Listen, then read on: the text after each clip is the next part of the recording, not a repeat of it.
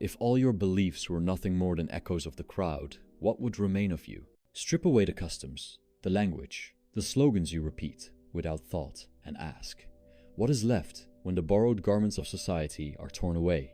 The answer is not freedom, not individuality, but a naked emptiness.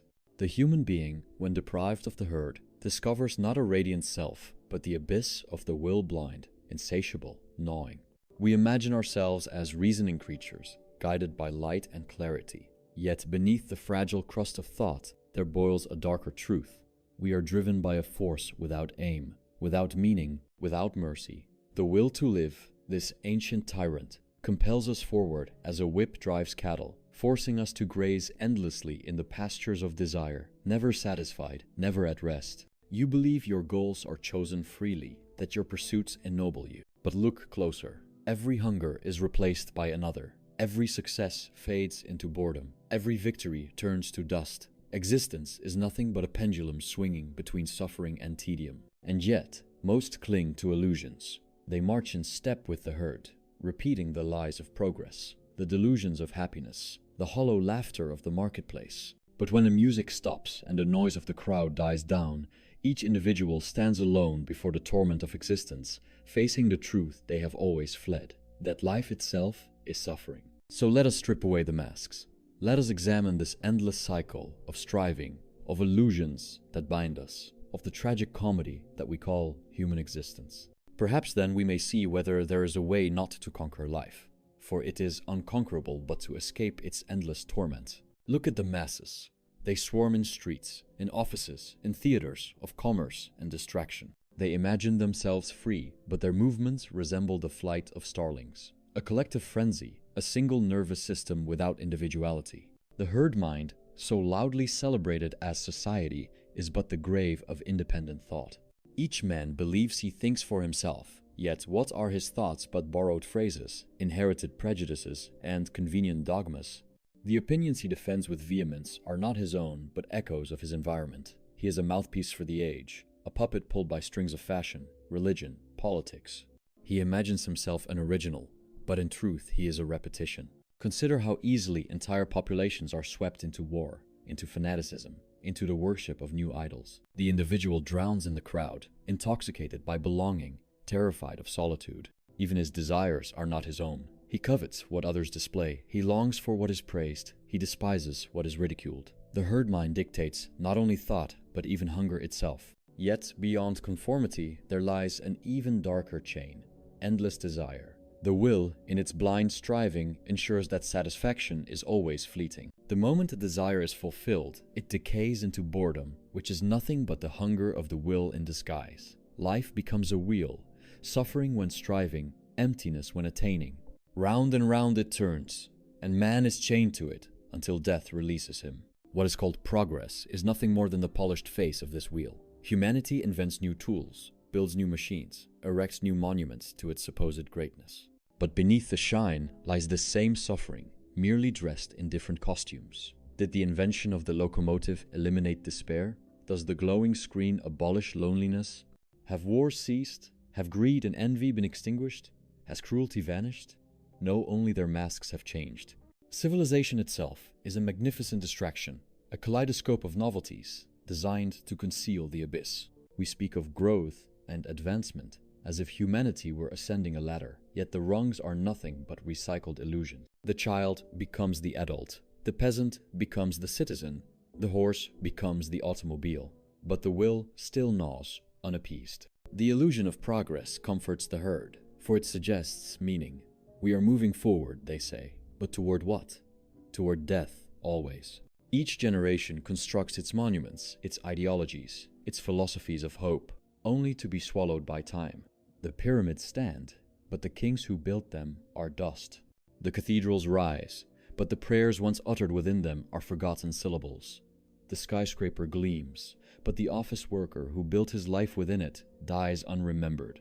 And so mankind rushes onward, intoxicated by its own inventions, blind to the unchanging truth. That suffering is the essence of life, and progress does nothing but polish the bars of the prison. Ask yourself, are you truly free? Or are you another voice in the chorus, another hand in the swarm, another actor in the endless theater of illusions. The herd mind assures you that you are advancing, that your desires are justified, that your life has meaning. But beneath these consolations lies the silent scream of the will, that ceaseless hunger which no possession, no achievement, no applause can ever still. The crowd dances to music it does not hear. It laughs at jokes it does not understand. It worships idols it does not know. And all the while, death waits at the edge of every moment, erasing every trace, silencing every voice. Look closely at humanity as it gathers in cities, in markets, in temples of commerce and temples of prayer. At first glance, it appears as though each person carries within them a unique flame, an individual destiny, a mind capable of independent thought. But strip away the decorations, and what you see is a collective organism, the herd. Its movements are synchronized, its voices echo one another, its desires are contagious like disease. The so-called individual speaks, but he does not speak his own words. He repeats the clichés of his time, inherited from newspapers, from the pulpit, from the newest doctrine shouted in the streets. What he calls his opinions are nothing but borrowed garments, draped upon him by the invisible tailors of custom. If his neighbor praises something, he too praises it. If his neighbor condemns, he too condemns. And he mistakes this mimicry for conviction. But is he aware of this? Rarely. The masses are not conscious of their own conformity. They believe they are free, and it is this illusion of freedom that secures their chains most firmly. They imagine themselves as sovereign minds, yet they are carried along by tides stronger than themselves, like driftwood swept downstream by the river. Observe how entire nations can be intoxicated by a single slogan. Suddenly, millions speak the same phrases, march in the same direction, even kill under the same banner. This is not reason, this is contagion. Rational thought would produce divergence, but what we see is uniformity, the surest sign that thought is absent. Herd mind requires no truth, only repetition. What is called public opinion is therefore nothing more than the echo chamber of this herd. It is the collective voice of those who have renounced thought in exchange for belonging. Woe to the one who refuses to echo it.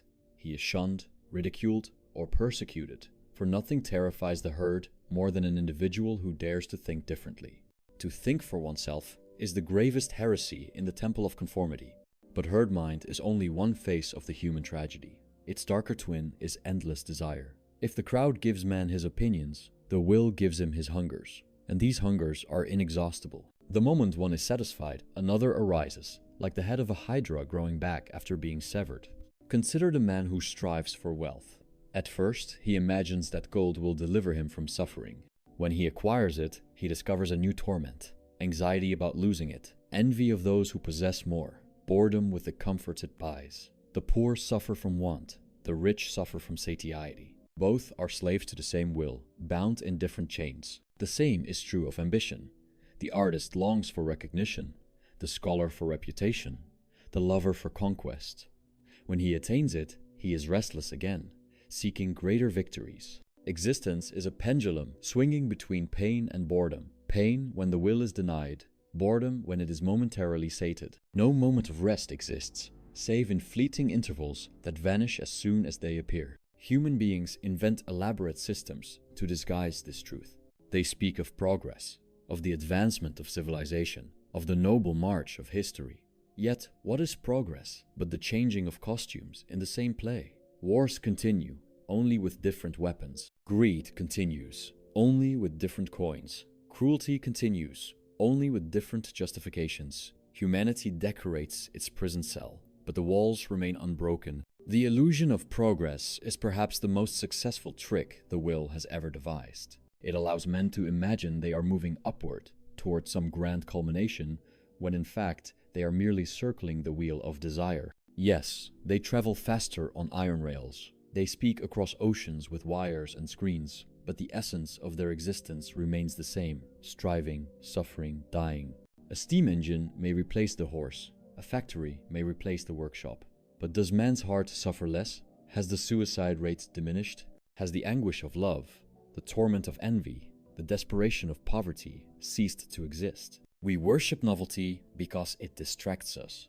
The new machine, the new philosophy, the new political movement, all these promise to deliver meaning. But soon the novelty fades, and the hunger of the will returns, more ravenous than before. The so-called progress of mankind is nothing but the restless motion of a prisoner pacing in his cell, counting his steps to convince himself that he is going somewhere. And so the herd continues to march under banners of illusion. They call their slavery freedom, their conformity individuality, their restless striving progress.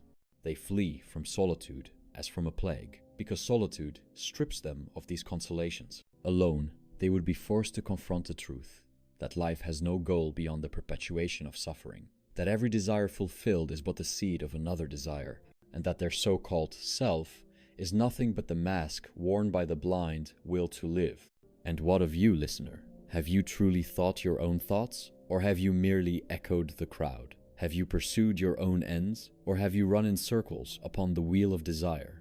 What remains of you when the illusions are stripped away, when the noise of progress, of wealth, of ambition falls silent? You stand then before the naked will, and you see that it is blind. It does not care for your happiness. It does not know your goals. It has no aim but to continue its own striving. It drives you forward, as it drives the animal to graze, the insect to breed, the tree to spread its roots. You are its servant, not its master.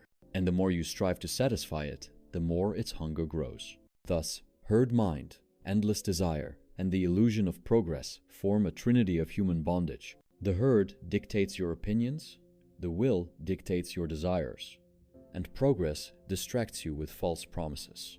Together, they construct the theater of human existence, a theater in which each man plays his part without realizing the script was written long before he entered the stage. And when the curtain falls, what remains?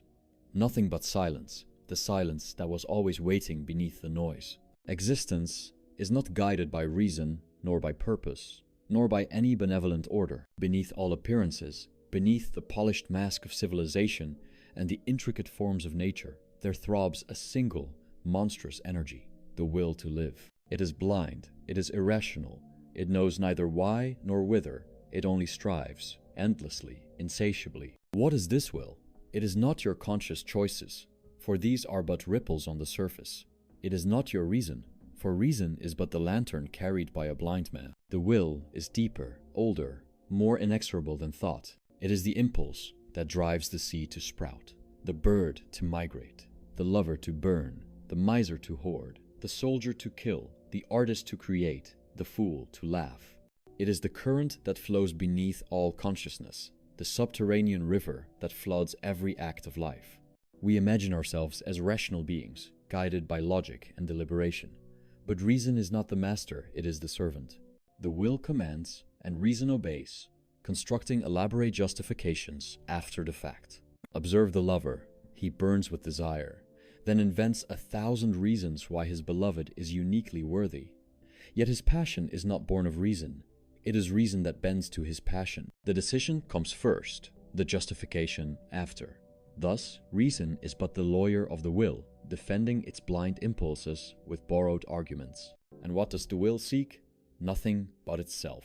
It strives for no final goal, no ultimate satisfaction. It strives simply to strive. When hunger is satisfied, it returns.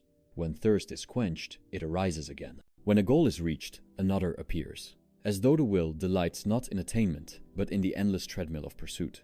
Life is thus condemned to dissatisfaction by its very essence. Consider nature itself.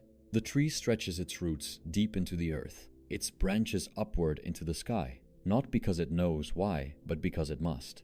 It spreads, it competes, it consumes the light, it chokes out its neighbors. And to what end? To produce more seeds, which will repeat the same blind striving. The animal lives only to feed, to fight, to reproduce, to perish. And man, though he wraps his striving in words like honor, success, or happiness, is driven by the same compulsions. Do you believe your love is sacred, your ambition noble, your labor meaningful? Strip away the masks, and what do you see? The will in its nakedness, the compulsion to survive, to reproduce, to dominate. The poet's verses, the general's campaigns, the merchant's calculations, all are servants of the same master, all disguises for the same insatiable force. It is this blindness of the will that explains the irrationality of the masses. If man were truly guided by reason, history would not be a slaughterhouse. Wars would not erupt generation after generation. Fanaticisms would not sweep entire nations into madness. Cruelty would not stain every century. But the will is irrational, and thus man is irrational. The masses are but the body of the will, a single organism of blind striving, rushing into conflict, into self-destruction, into the abyss. Consider war. Why do men march willingly into slaughter, killing strangers who have done them no personal harm? Because the herd commands it? Because a flag waves in the wind? Because words like glory and honor intoxicate their blood? Beneath these pretexts lies the will, the same force that drives the animal to claw and bite. The soldier, imagining himself noble, is but the will's puppet, sacrificing his life so that the species may continue its ceaseless struggle. Consider love. Why does the lover suffer torments, commit follies, even risk death for the beloved? Because of romance, destiny, affection? No. It is the will demanding reproduction, chaining individuals together for the sake of the species. The lover imagines he pursues personal happiness, but he is an instrument of the will, compelled to sacrifice his peace for the continuation of life's endless cycle. The tragedy of love is that the individual pays the price for the will's blind command. And consider ambition. The statesman, the conqueror, the artist, each burns with a desire for recognition, for legacy, for power. Yet beneath this desire is not reason, but the will's hunger to expand, to assert itself, to leave traces in the sand before the tide erases them. The conqueror builds an empire, but it crumbles. The artist creates a masterpiece, but time forgets it. The statesman enacts laws, but they are overturned. What remains? The suffering of countless lives sacrificed to the vanity of the will. The irrationality of the masses lies in this. They are incapable of perceiving the will that drives them. They believe themselves free, noble, purposeful, but in truth, they are puppets dancing on invisible strings. They worship illusion's progress, happiness, justice, but behind these idols lurks the same insatiable striving. Humanity is like a man running on a treadmill, sweating, panting, straining, yet remaining always in the same place. The great thinkers of history glimpsed fragments of this truth. The Buddha saw life as suffering and preached renunciation. The Stoics saw the futility of desire and sought tranquility. Even the Christian, in his talk of original sin and redemption, intuited that man is enslaved by forces beyond his reason. But none articulated the essence of it as clearly as the philosophy of the will, that all striving is vain because its goal is never fulfillment, only endless continuation. The masses recoil from this truth. They prefer the narcotics of illusion. They prefer to believe that their work, their wars, their loves, their entertainments carry some higher meaning. They prefer to imagine that history is a march toward enlightenment, that suffering is justified by progress, that their personal struggles will be rewarded with happiness. In this way, they conceal from themselves the monstrous futility of existence. But the will cannot be deceived. It continues to gnaw, to drive, to torment. No illusion silences it. The laughter of the crowd fades, the intoxication of victory passes, the ecstasy of love cools, and the will rises again, restless, demanding, unappeased. And so, existence is a tragedy played endlessly, with different costumes, different stages, but always the same script. Striving without aim, suffering without purpose, dying without redemption. Thus, when the masks are stripped away, man is revealed as the servant of the will. He believes himself free, yet every breath is compelled. He imagines himself rational, yet his reason is but a cloak for impulses that predate thought itself. His wars, his loves, his ambitions, his philosophies, all are tributaries feeding the same blind river. The masses, intoxicated by illusions, drown in this current without ever perceiving it. They call their servitude freedom, their restlessness progress, their compulsions destiny. Yet behind every word, behind every act, the same truth resounds. The will strives, and man suffers. This is why history repeats itself, why tragedy returns in endless variations, why no generation escapes the torments of those who came before. For the will knows nothing of redemption. It only knows how to hunger. Philosophy without flesh is a shadow. Let us therefore look at how the will reveals itself in the theater of the world. We need not search far, for every page of history, every scene of daily life bleeds with its mark. Consider the great wars. Each begins with high-sounding words: honor, justice, liberation, destiny. The masses cheer, convinced they march for noble causes. Yet, what follows? The same spectacle repeated endlessly: bodies rotting in fields, cities reduced to ash, children orphaned, promises broken. Did the 30 Years' War differ in essence from the First World War? Did the Crusades differ in essence from the colonial wars of later centuries?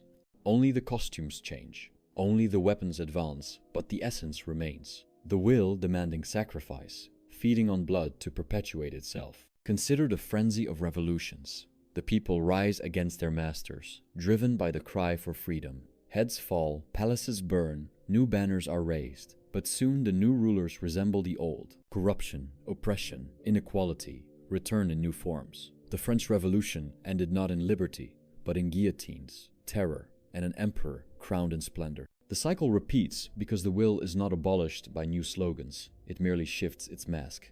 Consider love in its common, everyday tragedy. A young man burns with passion, convinced he has found the one being who will complete him. He suffers torments of jealousy, of longing, of despair. He believes this torment sacred, as if blessed by fate. Yet in truth, he is but an instrument of the will, driven to reproduce. Once the union is accomplished, the fire cools. Affection withers into indifference, or worse, into hatred. And what remains? Children new vessels for the same restless striving. The individual believed he was pursuing happiness. In reality, he was serving the blind command of the species. Consider ambition in modern society. Men and women labor endlessly for careers, for status, for wealth. They sacrifice their health, their leisure, their peace, in order to climb ladders that lead nowhere. The office towers of great cities are monuments, not to reason, but to compulsion. Inside them, thousands chase promotions, titles, recognition, and for what?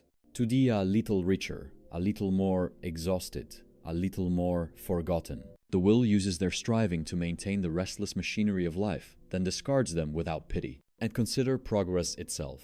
We boast of our machines, our technologies, our marvels. Yet, what has been gained? The worker in a factory today is no less a slave than the peasant of the Middle Ages. Only the chains have changed from iron to debt. The soldier with a rifle suffers as the soldier with a spear once did.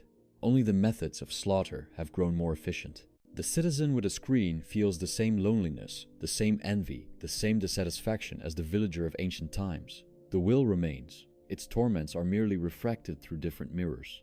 Even art and philosophy, though glimpses of liberation, betray the same pattern.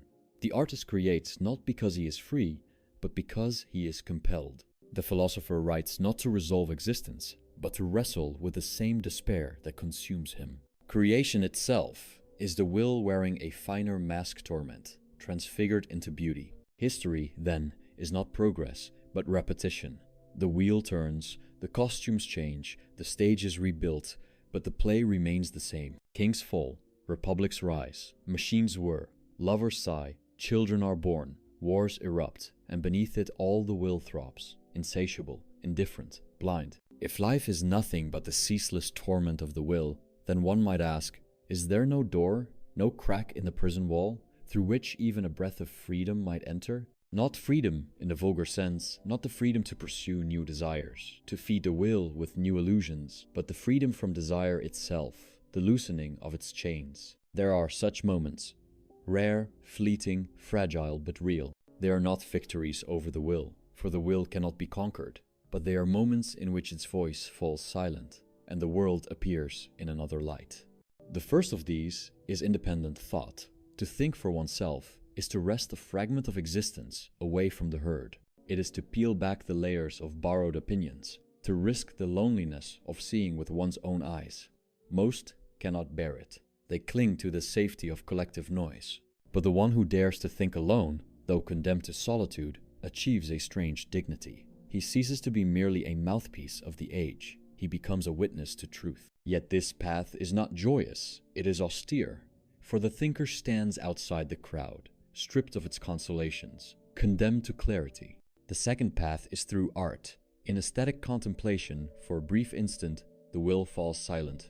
When we gaze upon a painting, when we lose ourselves in music, when we are absorbed in a work of poetry, the ceaseless gnawing of desire is suspended. We no longer strive, we simply perceive. We become a pure, will-less subject, seeing the world not as a battlefield of needs, but as a play of forms, colors, harmonies. It is a fragile reprieve, for soon the will awakens again.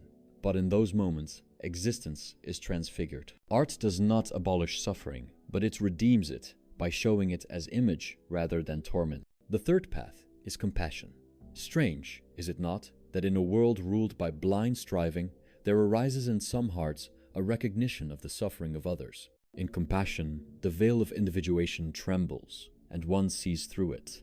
The pain of the other is felt as one's own. In that instant, the illusion of separateness weakens, and the will's dominion falters. Compassion does not abolish suffering, it multiplies it. For one feels the pain of many, yet it transforms existence. For it reveals that all striving creatures are bound in the same tragedy. From compassion arises justice, kindness, gentleness, not as lofty ideals, but as the natural trembling of one's suffering being before the pain of another. The fourth path is solitude.